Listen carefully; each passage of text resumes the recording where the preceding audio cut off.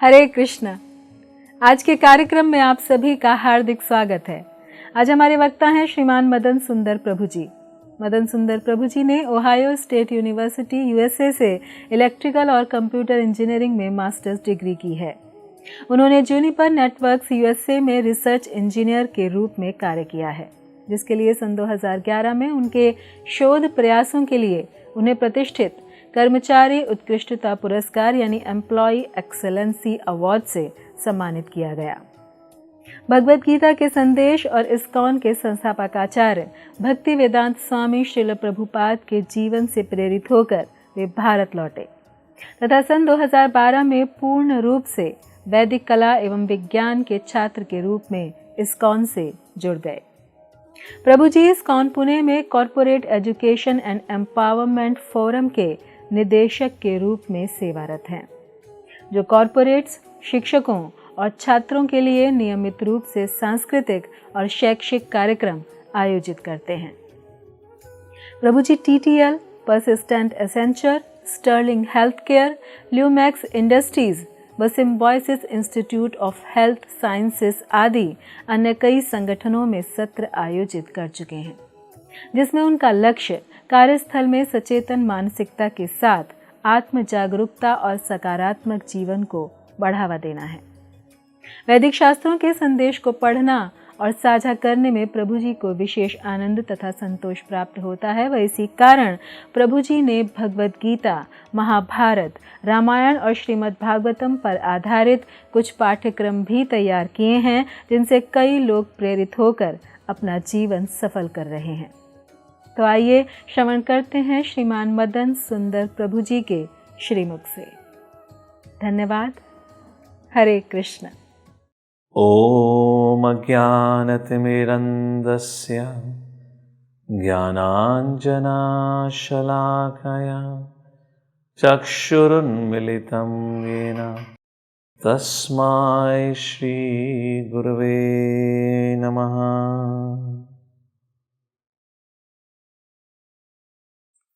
हरे कृष्णा। आप सभी का स्वागत है भगवद गीता सार कार्यक्रम में, जिसमें आज हम भगवद गीता का 10वां अध्याय ऐश्वर्य योग उसके ऊपर वर्णन करने वाले हैं। जब 9वें अध्याय का समापन होता है तो अंत में भगवान श्री कृष्ण अर्जुन को कहते हैं, मन्मना भव मद भक्तो मदयाजी माम नमस्कुरु। तो ये श्लोक को सुनने के बाद अर्जुन के मन में प्रश्न उठता है, प्रभु आपके प्रति जो मन लगाना है वो कैसे लगाऊं, कैसे मैं आपको हर समय याद कर सकता हूं। तो उस प्रश्न जो मन में अर्जुन की ये जो एक इच्छा जागृत हुई है, कहिए या संशय जागृत हुआ है, उसके जवाब हेतु भगवान श्री कृष्ण 10वें अध्याय में स्वयं बोलना शुरू करते हैं। यहाँ भगवान श्री कृष्ण अपने ऐश्वर्य ज्ञान के बारे में विस्तार से बताएंगे। मतलब क्या है? पहली बात तो भगवान श्री कृष्ण बता चुके हैं, I am the source of all creation. मैं सभी सृष्टि का निर्माण कारक हूँ या मुझसे निर्माण हुआ है। बड़ा प्रश्न ये बनता है, उस कृष्ण को इस सृष्टि में कैसे देखा जाए, उसके लिए 10वां अध्याय है। So 2 things, Krishna is the source of the creation, वो तो हमें पता है, but how to see Krishna within the creation is the objective of this 10th chapter. तो आइए शुरुआत करते हैं 10वें चैप्टर से। श्लोक संख्या 1। श्री भगवान उवाचा भूय एव महाभावो शृणु मे परमं वचः यत्तेऽहं प्रीयमाणाय वक्ष्यामि हितकामया। देखने वाली बात है, मैं तो कहूँगा सोचने वाली बात है। 2-3 प्रमुख चीज़ें हैं इस श्लोक के अंदर। सबसे पहली चीज़ है भगवान उवाचा। आप लोगों ने ध्यान दिया तो जब भी व्यासदेव कहते हैं कि संजय ने बोला तो क्या लिखते हैं? संजय वाचा। जब अर्जुन की टर्न आती है तो क्या बोलते हैं? अर्जुन वाचा। और इस समय जब कृष्ण की बारी आती है बोलने की तो कभी भी एक बार नहीं कहा कृष्ण उवाचा। क्या कहा? हर बार भगवान उवाचा। भगवान शब्द की परिभाषा क्या है और कृष्ण को भगवान क्यों कहा गया बार बार? भगवान, वान मतलब पोजेस करना। किसको पोजेस करना? भग मतलब भाग्य को। जिसके पास विद्या होती है उसको कहते हैं विद्वान। उसी प्रकार भगवान, भगवान शब्द की परिभाषा पराशर मुनि विष्णु पुराण में देते हैं, कहते हैं ऐश्वर्यस्या समाग्रस्या वीरयस्या यशसा श्रिया ज्ञानं वैराग्य यश्चैवा शनाभाग इतंगणा। तो यहाँ पे पराशर मुनि बोलते हैं भगवान शब्द की परिभाषा क्या है? भगवान वो हैं जो 6 प्रकार के ऐश्वर्यों को पूर्ण रूप से जिनके पास हो या पूर्णता से उनके पास हो। कौन कौन से 6 ऐश्वर्य हैं? सबसे पहले तो ऐश्वर्य, स्वयं ऐश्वर्य। ऐश्वर्य से समाग्रस्या वीर यश श्रिया। वीरता, यश मीन्स फेम, वीर यश श्रिया मीन्स खूबसूरती। ज्ञान वैराग्य का मतलब रेनसिएशन। भगवान श्री कृष्ण के पास ये 6 गुण और ऐश्वर्य पूर्ण रूप से हैं, इसलिए कृष्ण को भगवान कहा जाता है।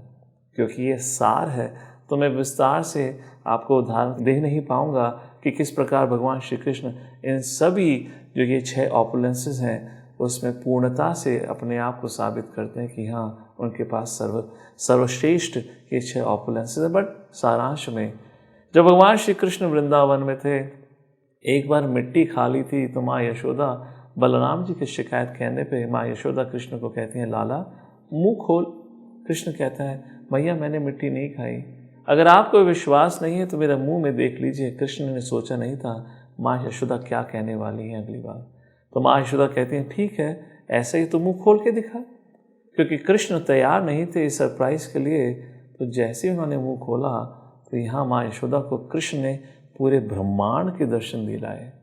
मतलब पूरा का पूरा ब्रह्मांड भगवान के मुख मतलब बैली के अंदर था, पेट के अंदर।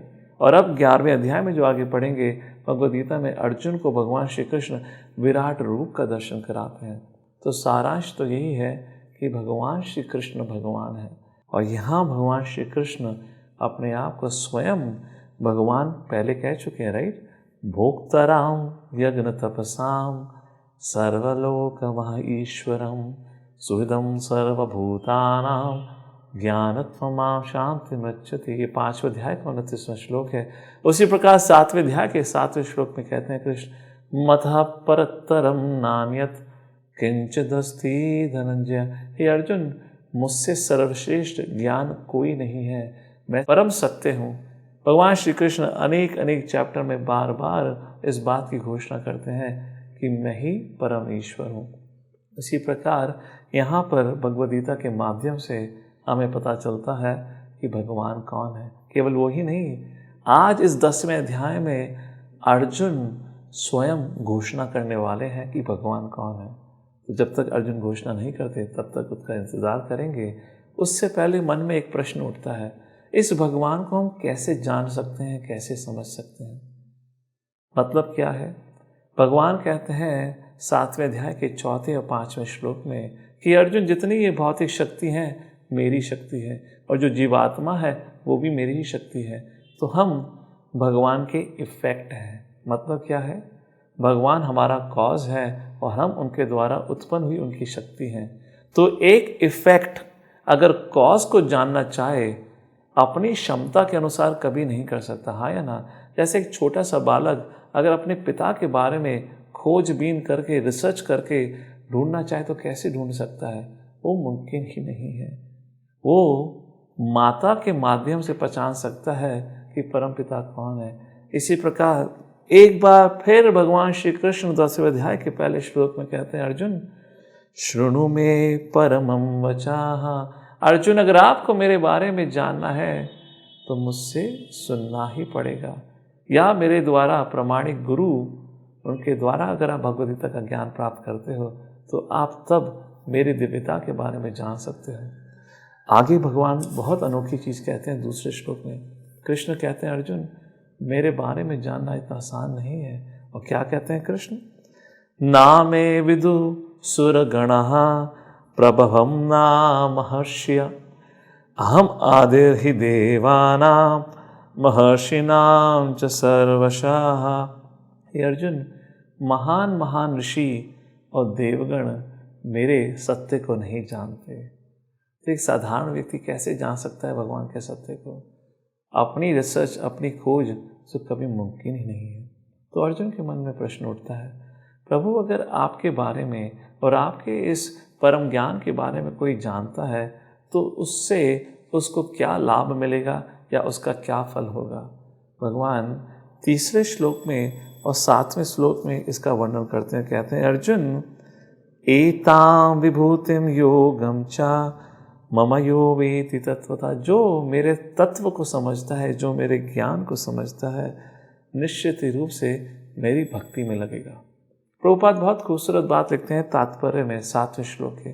प्रभुपाद कहते हैं बहुत लोग हैं जो कहते हैं गॉड इज़ ग्रेट। सुना होगा आपने भी कभी, पर उन लोग को ये नहीं पता भगवान कितने ग्रेट हैं। क्यों नहीं पता? ज्ञान की कमी के कारण। इसलिए भगवान श्री कृष्ण अर्जुन को इस 10वें अध्याय में अपने ऐश्वर्य का ज्ञान देना चाहते हैं ताकि अर्जुन के जरिए एक आम आदमी को भगवान के ऐश्वर्य का ज्ञान पता चले। और जब भगवान का ऐश्वर्य के बारे में ज्ञान मालूम होगा या पता चलेगा तो निश्चित ही रूप से व्यक्ति भगवान की शरण लेगा। इसलिए प्रभुपाद के इनफैक्ट 7वें श्लोक में तो खुद भगवान कहते हैं व्यक्ति जब मेरे बारे में मेरा ऐश्वर्य जानेगा तो स्वाभाविक रूप से मेरी भक्ति करेगा। उसी बात को श्रील प्रभुपाद अपने तात्पर्य में मिलते हैं। तो सारांश क्या है? भगवान के बारे में ज्ञान प्राप्त करना प्रामाणिक गुरु भगवद गीता जैसे माध्यम से तभी हमारी भगवान के अंदर श्रद्धा पैदा हो सकती है। कई बार देखा गया है अगर हम लोगों से कहते हैं आइए भगवद गीता का प्रोग्राम अटेंड करिए तो लोग बोलते हैं भाई साहब सब जानते हैं हम, राम कृष्ण नरसिम्हा वामन वरा सब भगवान है, सब देवी देवता एक समान है। एक छोटे से उदाहरण के रूप में समझाना चाहूँगा। एक गांव के बाहर एक बहुत महान साधु रह रहे थे। तो गांव वालों की बहुत इच्छा थी कि उन साधु को अपने गांव में बुलाकर उनसे भगवान के बारे में कुछ प्रवचन सुने, पर वो साधु कभी भी किसी का भी इनविटेशन एक्सेप्ट नहीं करते थे। तो एक बार गांव के सभी लोगों ने चयन किया कि आइए हम सब जाकर इन साधु महात्मा से प्रार्थना करते हैं कि आप आइए, हमें थोड़ा तो भगवान के बारे में ज्ञान दीजिए। जब कई बार विनती करी तो साधु महात्मा मान जाते हैं। बहुत बड़ा पंडाल बनाया गया गांव में, और जैसे ही वो साधु महात्मा पंडाल में पहुंचते हैं, बैठते हैं, और जैसे ही वो प्रवचन देने वाले होते हैं तो प्रश्न पूछते हैं और सभी गांववासियों से पूछते हैं, तो भाइयों बहनों ये बताइए आप में से कितने लोग भगवान में विश्वास करते हैं? अगर भगवान में विश्वास करते तो हाथ खड़ा करिए। सभी लोग परेशान हो गए, ये प्रश्न का मतलब क्या है, हाँ कहें या ना कहें? कुछ ना समझ आने के कारण लोगों ने हाथ ही नहीं उठाया। तो साधु कहते हैं अरे ऐसी जनता के सामने बोलने का फ़ायदा ही क्या, जिसका भगवान में श्रद्धा ही नहीं वहाँ से उठ के चले जाते हैं। जनता बड़ी परेशान होती है, इतनी मुश्किल से तो आए थे, बिना कुछ कहे चले गए। तो फिर दोबारा मंथन होता है, निर्णय लिया जाता है। इस बार साधु महात्मा आते हैं, प्रश्न पूछा तो सभी दोनों हाथ खड़ा करके कहेंगे हाँ हाँ हमें पता है भगवान है। तो कई मेहनत के बाद वो साधु फिर आते हैं गांव में, और जो वहाँ अध्यक्ष होते हैं साधु को इंट्रोड्यूस करते हैं और फिर साधु से कहते हैं कृपा करके ज्ञान वर्धन करिए। और जैसे ही साधु प्रवचन देने के लिए तैयार होते हैं फिर साधु पूछते हैं, तो भाइयों बहनों बताओ आप में से कितने लोग भगवान में विश्वास करते हो? सभी ने तुरंत दोनों हाथ खड़े कर दिए। तो फिर साधु महात्मा गांव के अध्यक्ष की तरफ देखते हैं, बोलते हैं सब कुछ तो जानते हैं, मेरी आवश्यकता क्या है? फिर चले जाते हैं। तो गांव के लोग बड़े परेशान होते हैं, अरे कि महात्मा चाहते क्या हैं, हाथ खड़ा करो तो परेशानी, हाथ ना खड़ा करो तो परेशानी। तो सोचते हैं अगली बार अगर महात्मा जी तैयार होते हैं, आते हैं प्रवचन देने के लिए, प्रश्न पूछेंगे, आधा क्राउड हाथ उठाएगा, आधा क्राउड हाथ नहीं उठाएगा। क्या पता इसी बहाने हमारे साधु महात्मा प्रवचन दें। तीसरी बार फिर आते हैं, फिर बैठते हैं मंच पर, फिर प्रश्न पूछते हैं कितने लोगों को भगवान में श्रद्धा है? आधे लोग हाथ उठाते हैं और आधे लोग हाथ नीचे रखते हैं। तो साधु बोलते हैं जिन लोगों ने हाथ उठाया था, आप लोग जिन लोगों को ज्ञान नहीं है भगवान के बारे में उनको ज्ञान दे दीजिए, मेरी तो कोई आवश्यकता ही नहीं है। फिर उठकर चले जाते हैं। इस कहानी का सार क्या है? जैसे आपने देखा, जैसे जैसे स्थिति परिस्थिति बदलती रही, उसी प्रकार इन गांव वासियों का भगवान है या नहीं है, उसमें श्रद्धा विश्वास बदलता रहा। है या नहीं है किसी को मतलब ही नहीं है, परिस्थिति के अनुसार उनको अगर आवश्यकता है आज भगवान में विश्वास करने की तो हाथ खड़ा कर दिया, अगर आवश्यकता नहीं है तो हाथ नहीं उठाया। तात्पर्य क्या है? ज्ञान की कमी में व्यक्ति इस प्रकार जीवन में आने वाली परिस्थितियों में अपना निर्णय, अपनी श्रद्धा बदलता रहता है। इसलिए भगवान श्री कृष्ण कहते हैं, अर्जुन, सबको ज्ञान, भगवान के बारे में ज्ञान संपूर्ण रूप से होना चाहिए। और इसीलिए अर्जुन, मैं तुम्हें अभी चतुर्श्लोकी भगवद गीता सुनाने वाला हूँ। भगवद गीता के सबसे महत्वपूर्ण 4 श्लोक, श्लोक संख्या 8 से लेकर श्लोक संख्या 11 तक। आइए इसका वर्णन करते हैं। श्लोक संख्या 8 भगवान कहते हैं, अहम सर्वस्य प्रभवो मथा सर्वं प्रवर्तते इति मत्वा भजन्ते माम बुधा भावा समन्विताः। हे अर्जुन, मैं अहम सर्वस्य प्रभवो, मैं भौतिक प्रकृति हो या आध्यात्मिक जगत, दोनों का निर्माण, दोनों का कारक मैं ही हूँ। मेरे द्वारा ही इस पूरी सृष्टि का निर्माण हुआ है। जो व्यक्ति इस तत्व को जानता है, सत्य को जानता है, निश्चित रूप से मेरी भक्ति करता है। बहुत महत्वपूर्ण शिक्षा ये श्लोक देता है। पहली चीज, ये श्लोक हमारा संबंध, ज्ञान, भगवान के संग संबंध जोड़ता है। बताते हैं कि कृष्ण भगवान है और जीव भगवान का सेवक।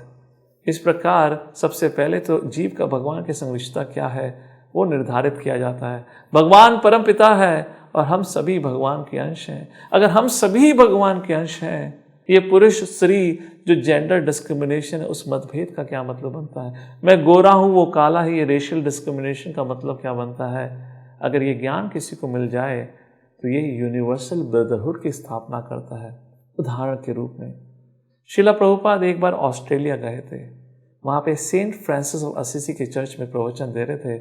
प्रवचन के अंत में एक व्यक्ति जो चर्च में रेगुलरली आता था, उसने हाथ उठाया और प्रभुपाद जी से प्रश्न पूछा, प्रभुपाद जी, आपका सेंट फ्रांसिस के बारे में क्या कहना है? प्रभुपाद ने अपने शिष्य से पूछा कि सेंट फ्रांसिस कौन थे, उनकी फिलॉसफी क्या थी। उनके शिष्य प्रभुपाद को बताते हैं, सेंट फ्रांसिस की फिलॉसफी थी ब्रदर सन सिस्टर मून, मतलब वो सभी जीव जंतु को अपना भाई और बहन के रूप में देखते थे। जैसे ही प्रभुपाद से सुनते हैं, प्रभुपाद की आंखों में आंसू आते हैं और प्रभुपाद बोलते हैं, O Saint Francis, he was a pure devotee of the Lord.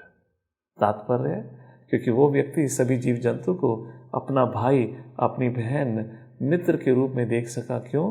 क्योंकि वो जानता था सब जीवों का मालिक एक परम पिता। तो that is the first point जो भगवान श्री कृष्ण यहाँ पे स्थापित करते हैं। तो फिर अर्जुन के मन में प्रश्न उठता है, प्रभु जो इस ज्ञान को जानते हैं, तो अर्जुन पूछते हैं वो कैसे अपना जीवन व्यतीत करते हैं? उसका भगवान 9वें श्लोक में वर्णन करते हैं। कहते हैं, अर्जुन, ऐसे लोग जो इस बात को जानते हैं वो कैसे जीवन व्यतीत करते हैं? मच्चित्ता मत्गता प्राणा बोधयन्ता परस्परम कथयन्तश्च मां नित्यं तुष्यन्ति चा रमन्ति चा। जो मेरे भक्त होते हैं, जो इस ज्ञान को जानते हैं कि मैं ही सर्वश्रेष्ठ परम पिता हूँ, मच्चित्ता अपने चित्त, अपने मन से सदैव मेरी पूजा आराधना करते हैं, उनके जीवन में सुख, कथयन्तश्च मां नित्यम बोधयन्त परस्परम, मेरा गुणगान दूसरों से श्रवण करके मेरे बारे में और दूसरों को मेरी कथा सुनाकर, इस प्रकार उनके जीवन में हमेशा वो सुख और आनंद का एहसास करते हैं। इस श्लोक का हमारे जीवन से क्या अर्थ है और क्या मतलब है? हमें अपने जीवन में शिला प्रभुपाद के द्वारा जो 4 बेसिक नियम है उसका पालन करना चाहिए, जो है ABCD formula. A for association, B for books, C for chanting, D for diet. साधुओं का संग डेली लेना चाहिए, मतलब भक्तों का संग। B for books, daily Bhagavad Gita, Shrimad Bhagavatam जैसे ग्रंथों को पढ़ना चाहिए। C for chanting, Hare Krishna महामंत्र का नाम जप करना चाहिए। D for diet, Krishna prasadam, जो भी वेजिटेरियन आप खाएं, कृष्ण प्रसादम खाएं, और खाएं तो वेजिटेरियन ही खाएं। That's the point here. तो यहाँ पे उदाहरण के रूप में आपको छोटी सी कहानी बताना चाहूँगा नरसिंह मेहता की, जिस स्टोरी का आने वाले अगले 2 श्लोकों से भी कनेक्शन है। आपको आने वाले अगले 2 श्लोक आसानी से समझ आएंगे। नरसिंह मेहता गुजरात में रहते थे, भगवान के बहुत महान भक्त थे। शादीशुदा थे, उनकी बच्ची भी थी, पर वो मधुकारी करके अपना जीवन व्यतीत किया करते थे। बच्ची की शादी की उम्र हो चुकी थी, पत्नी बड़ी कलेश मचा रही थी कि बेटी की शादी की उम्र हो गई, कोई लड़का ढूंढिए। तो फाइनली उनकी लड़की से शादी करने के लिए एक परिवार आता है, शादी तय हो जाती है। 5 दिन के बाद की डेट तय होती है, पर घर में कोई भी प्रयोजन नहीं है लड़की की शादी करने के लिए।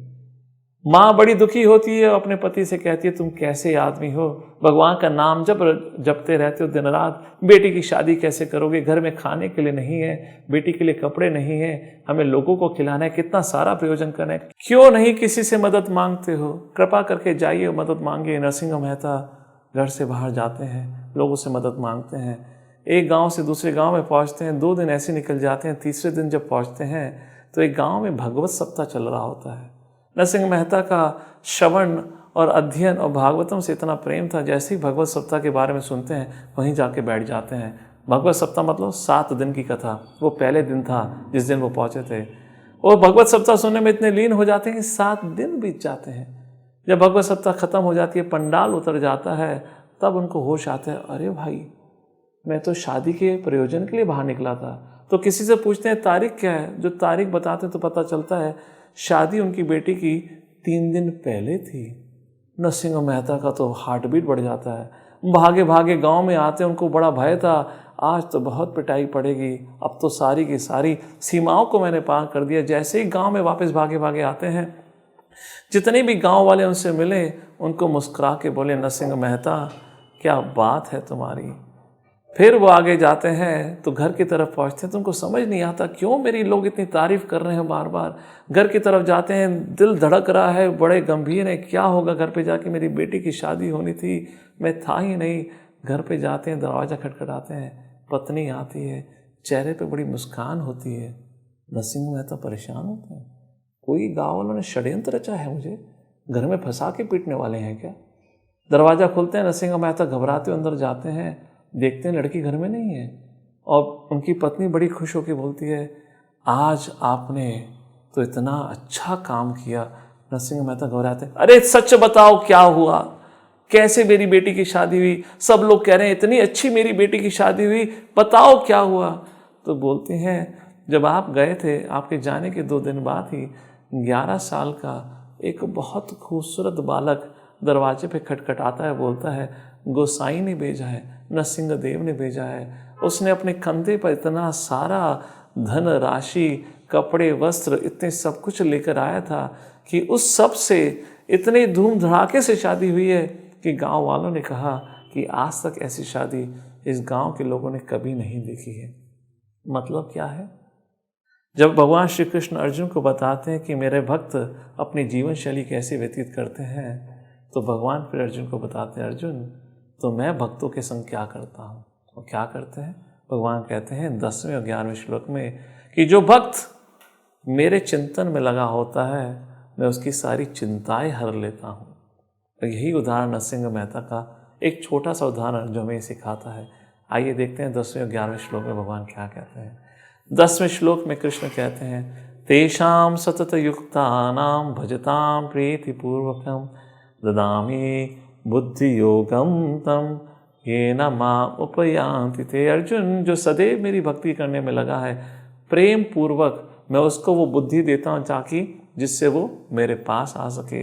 जैसे एक पिता एक छोटे बच्चे की उंगली पकड़कर उसको चलना सिखाते हैं, उसी प्रकार भगवान श्री कृष्ण अपने भक्तों का संरक्षण करते हैं और मार्गदर्शन करते हैं और सफलता की ओर लेके जाते हैं। केवल इतना ही नहीं, 11वें श्लोक में तो कृष्ण कह डालते हैं, अर्जुन तेषामेवानुकं पार्थ अहम अज्ञानजं तमः नाश्यामि आत्मभावस्तो ज्ञानदीपेन भासते। अर्जुन मैं अपनी कृपा से उसके मन में बैठे हुए जितना भी अंधकार होता है ज्ञानता के कारण, ज्ञान रूपी दीपक से उस अज्ञान को समाप्त कर देता हूँ। इस प्रकार भगवान श्री कृष्ण अर्जुन को बताते हैं, अर्जुन नामे भक्त्या प्रणश्यति, मेरे भक्त का कभी संहार या सर्वनाश नहीं होता। तो सारांश में जो 4 श्लोक हैं जिसका हमने वर्णन करा, ये एक अध्यात्म जीवन का रोड मैप दिखाते हैं। शुरुआत से लेकर अंत तक पहला श्लोक भगवान के संग संबंध क्या होता है, दूसरा श्लोक जिसको अभिधेय कहा जाता है, प्रैक्टिस, एक भक्त का जीवन शैली कैसा होना चाहिए, और फिर तीसरा और चौथा श्लोक प्रयोजन, भक्ति करने का फल क्या है, जहाँ भगवान की सुरक्षा और संरक्षण मिलती है। जब अर्जुन ये सुनते हैं तो भाव विभोर हो जाते हैं और जोर से बोलते हैं, प्रभु मैं कोई घोषणा करना चाहता हूँ। कृष्ण कहते हैं, करो भाई, तुम भी घोषणा कर लो, कोई बात नहीं, क्या घोषणा करनी है तुम्हें। तो अर्जुन कहते हैं 12वें और 13वें श्लोक में, परम ब्रह्म परम धामा पवित्राम परमा भवान पुरुषम शाश्वतम दिव्यम आदिदेवम अजम विभुम।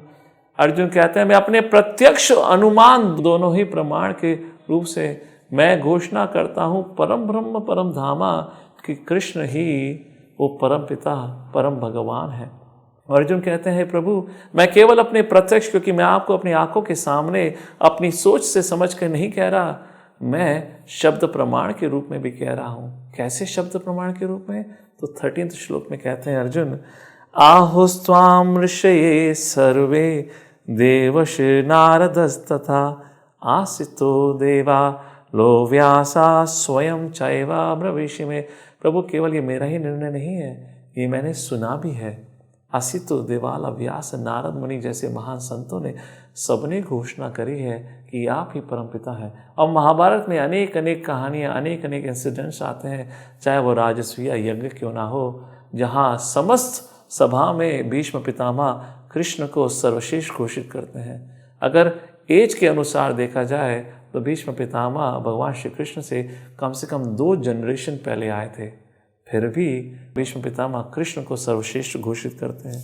इसके बाद आगे 14वें, 15वां और 16वां श्लोक तक करते हैं। और अंत में अर्जुन कहते हैं, प्रभु मैं आपके ऐश्वर्य ज्ञान के बारे में जानने के लिए बड़ा ही इच्छुक हूँ, ताकि मैं अपना मन आपके ऊपर सदैव केंद्रित कर सकूँ, साथ ही साथ आपको इस भौतिक दुनिया में हर समय में देख सकूँ। तो भगवान कृष्ण अर्जुन की इस प्रार्थना को सुनकर अर्जुन की इच्छा को पूर्ण करते हैं और श्लोक संख्या 19 से लेकर श्लोक संख्या 42 तक भगवान श्री कृष्ण अपने 82 ऐश्वर्यों के बारे में वर्णन करते हैं। उसका तो समय नहीं रहेगा विस्तार से चर्चा करने के लिए, आप पढ़ सकते हैं। भगवान सारांश में यही बताते हैं, आप दुनिया में कोई भी ऐश्वर्य देखते हैं, कोई भी विभूति, वो सब मेरे ही कारण है। और अंत में भगवान श्री कृष्ण 42वें श्लोक में कहते हैं, अर्जुन इस सब का क्या फ़ायदा, इस सब ज्ञान का, ये सब ऐश्वर्य जो मैंने बताए हैं, तो ये तो मेरे छोटी सी शक्ति का उदाहरण है। मेरी शक्ति तो असीम है, उसकी कोई सीमा ही नहीं है। तो इन सब चीज़ों पे समय व्यर्थ करने का कोई फ़ायदा ही नहीं है। आप कृपा करके प्रामाणिक गुरु की शरण में रहते हुए भगवान का नाम जप करते हुए जीवन व्यतीत करिए। समय के साथ भगवान आपको संपूर्ण ज्ञान वैसे भी अपने आप दे ही देंगे। इसी प्रकार ये 10वां अध्याय यहाँ समाप्त होता है, जहाँ भगवान श्री कृष्ण अर्जुन के कहने पर अपने ऐश्वर्य का वर्णन करते हैं, चतुश्लोकी भगवद गीता के बारे में बताते हैं। और अब कल 11वां अध्याय, जहाँ पे अर्जुन कहेगा, प्रभु मन नहीं भरा, आपने सुनाया है पर मैं देखना चाहता हूँ, कृपा करके एक लाइव शो दिखा दीजिए कि जब आपके पास ये सारे ऐश्वर्य होते तो आप दिखते कैसे हैं। तो अब यहाँ पे विराट रूप का लाइव प्रेजेंटेशन होगा अगले एपिसोड में। आप सबका बहुत बहुत धन्यवाद। जगत गुरु श्रील प्रभुपाद की जय। ऐसे ही और भक्तिमय कार्यक्रमों के लिए देखिए हरे कृष्णा टेलीविजन। इसे प्राप्त करने के लिए आप अपने केबल अथवा DTH ऑपरेटर से संपर्क करें तथा और अधिक जानकारी के लिए आज ही डायल करें 8767 845 845।